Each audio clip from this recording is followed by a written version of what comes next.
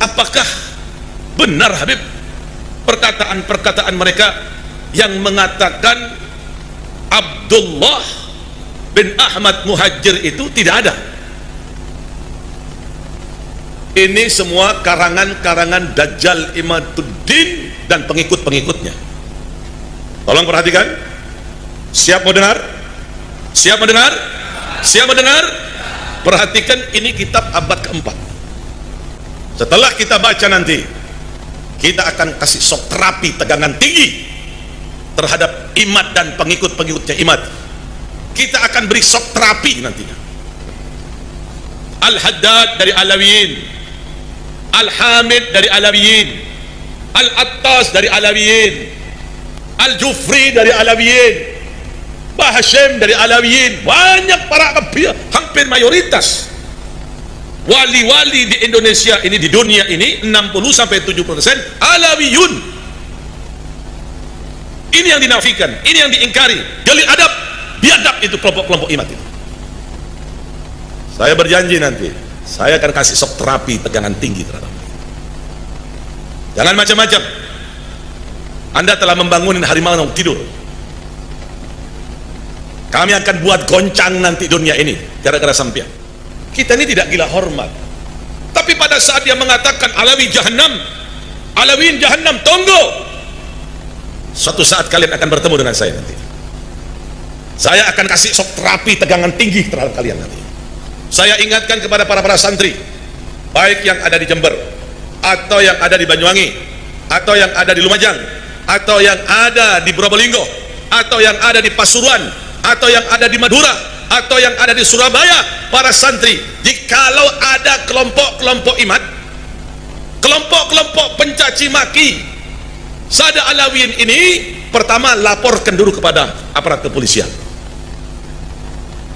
Tapi kalau kepolisian tenang-tenang saja, polisinya tidak mau menggerak, polisinya malah memberikan fasilitas, umpamanya kita akan kasih shock terapi mereka dengan tegangan tinggi, sebagaimana kita kasih shock terapi terhadap orang-orang Syiah. Kita akan kasih shock terapi terhadap mereka. Tunggu waktunya. Kalau Syiah kita bisa sikat, kita bisa bumi hanguskan, apalagi kelompok-kelompok Dajjal Imad ini. Kira-kira dibiarkan atau dilawan? Tidak ada jalan lain kecuali kita akan kasih shock terapi tegangan tinggi nantinya. Kalau Syiah saja di Madura, di Puger, di Bondowoso, di Bangil, di Surabaya, di Madura, kita bisa kasih shock terapi dengan tegangan tinggi. Pasukan-pasukan mereka kita rontokkan, apalagi pasukan-pasukan Dajjal Imad ini kita akan berikan shock terapi dengan tegangan tinggi. Kalau tidak gitu, tidak akan pernah selesai ini.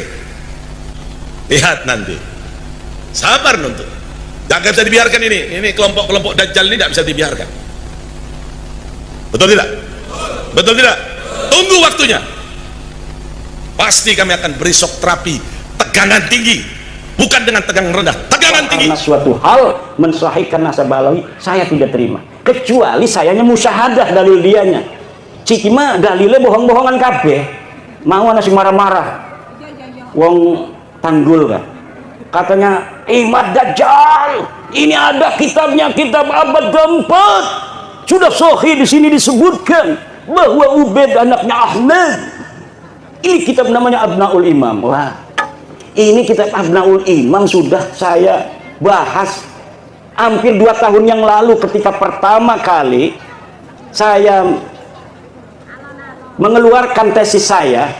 Seorang kiai dari Pelamunan Banten datang ke rumah saya, manggilnya Abah sama saya, kiai dari Pelamunan, sekarang ketua PCNU Kabupaten Serang sekarang, namanya Gus Robbi. Abah, ini ada kitabnya ini, karena dia mondoknya di Aman. Ini ada kitab Abnaul Imam fi Misr wa Syam. Masya Allah, kata saya tidak ketemu kitab ini, kok Kiai Robbi bisa ketemu. Sini saya lihat. Saya teliti kitabnya, ternyata kitab ini adalah kitab palsu. Baru dicetak tahun kemarin, tetapi mengatasnamakan tahun 473 atau 37 Hijriah. Ternyata kitabnya itu kitab aslinya 20 lembar. Dikarang oleh orang yang ada di tahun 199 Hijriah.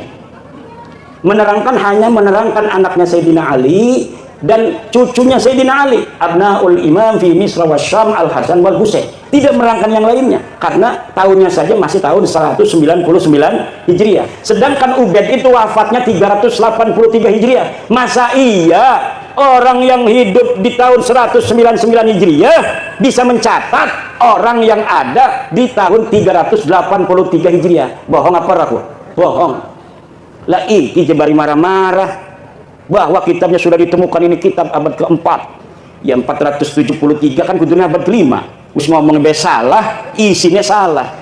Kalau misalnya kitab itu benar, itu sing cerdas-cerdas kan ngebela kayak Rumel Abbas, kayak Idrus Romli, itu dulu yang akan dipakai untuk menjawab saya. Profesor Said Agil Al-Munawar pasti akan membawa dalil itu kepada saya. Tetapi kenapa mereka tidak membawa? Karena mereka pun tahu itu kitab palsu. Dan kepalsuan itu diakui di mukaddimahnya ada. Mukaddimahnya ini kitab dikarang pada 199, tetapi kemudian ditambahi pada abad ke-12, ditambahi lagi pada abad sekian, ditambahi lagi oleh yang terakhir Yusuf Jamalul Lail yang baru wafat beberapa tahun kemarin. Lah itu kitab Murtadha Az-Zabidi yang katanya adalah menetapkan dan mengisbat Ba'alwi, itu kitabnya juga palsu.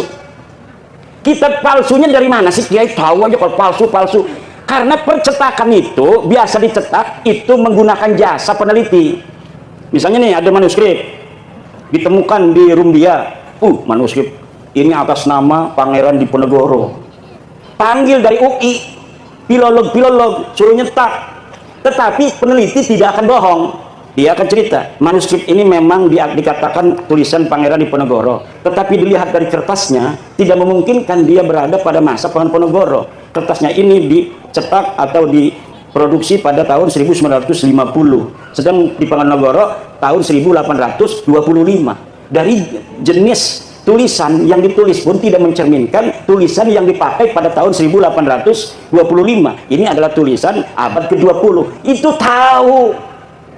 Dan dia ngomong bahwa menulisnya ketika di Lampung. Pangeran Diponegoro katanya menulis kitab ini di Lampung. Sedangkan tidak ada pernah berita diketahui Pangeran Diponegoro pernah ke Lampung. Itu sebenarnya Pangeran Diponegoro siapa? Tapi karena misalnya Provinsi Lampung ini apa namanya ketua PCNU-nya ingin dicetak aja sesuai dengan tulisannya itu karya Pangeran Diponegoro. Begitu yang terjadi dengan kitab Ar-Raudul Jali karangan Syekh Murtadha Az-Zabidi.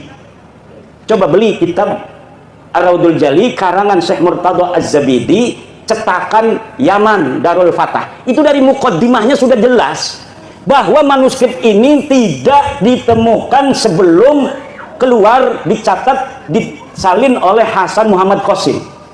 Ini orang abad 50 tahun yang lalu, dia baru meninggal 50 tahun yang lalu. Katanya dia menyalin dari tulisan seorang yang bernama Abdul Mu'ti Al-Wafai yang berada di Khazanah Al-Wafaiyah Mesir. Tetapi sekarang manuskrip yang ada di Wafaiyah Mesirnya sudah hilang. Mereka bisa nyatet barangkali bisa hilang itu. Kenapa begitu? Itu bukti bahwa sebenarnya manuskrip itu tidak ada sama sekali. Karena beberapa klaim mereka punya manuskrip di dalam sebuah kitab yang namanya Uqudul Almas karya Ali bin Thahir, setelah saya konfirmasi di kitabnya bohong. Misal bahwa Imam Ahmad bin Isa berhijrah dari Basrah ke Yaman, disebutkan oleh Imam Al-Ubaidili di dalam kitabnya. Saya buka kitabnya Imam Al-Ubaidili, tidak ada keterangan itu. Kemudian bahwa Ahmad bin Isa bergelarnya tidak pernah ada Al-Abah dan An-Nafar. Gelarnya menurut dia hanya Al-Muhajir. Ternyata tidak seperti itu. Kitab yang dia sebutkan tidak menyebutkan An-Nafar. Saya lihat ya yang bergelarnya An-Nafar, tukang minyak. Yang satu lagi bergelarnya Al-Abah. Al-Muhajir tidak pernah ada di kitab-kitab dari mulai hidupnya Ahmad bin Isa sampai dimunculkan pada 800 tahun kemudian nama Al-Muhajir sebagai alibi bahwa Ahmad bin Isa ini hijrah ke Yaman. Padahal yai Ahmad bin Isa ini orang pernah pindah ke Yaman. Laka sama sekali berita kepindahan Ahmad bin Isa ke Yaman. Dia terkonfirmasi kitab abad kelima Al-Ghaibah karangan At-Tusi adanya di kota Madinah Al-Munawwarah. dicari kapan wafatnya, tidak ada berita kapan wafatnya, dicari di mana dia ini dikebumikan, tidak ada.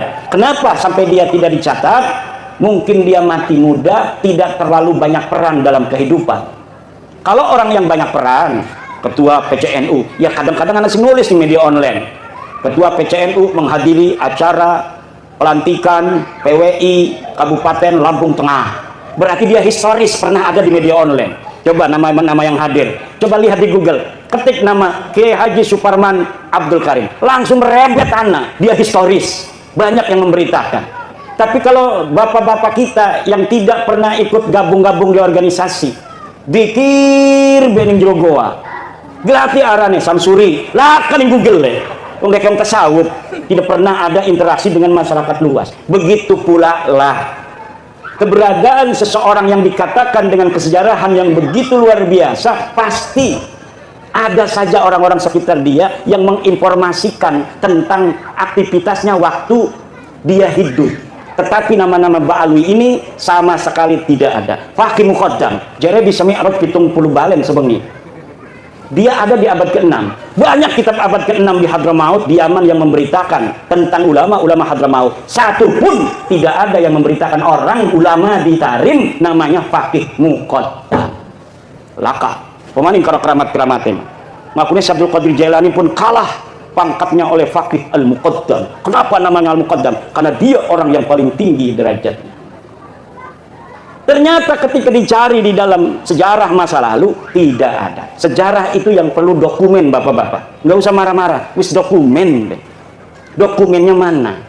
Kalau tidak sejaman, yang primer, yang sekunder, yang kira-kira dia bisa mendeteksi orang yang ada pada abad sebelumnya.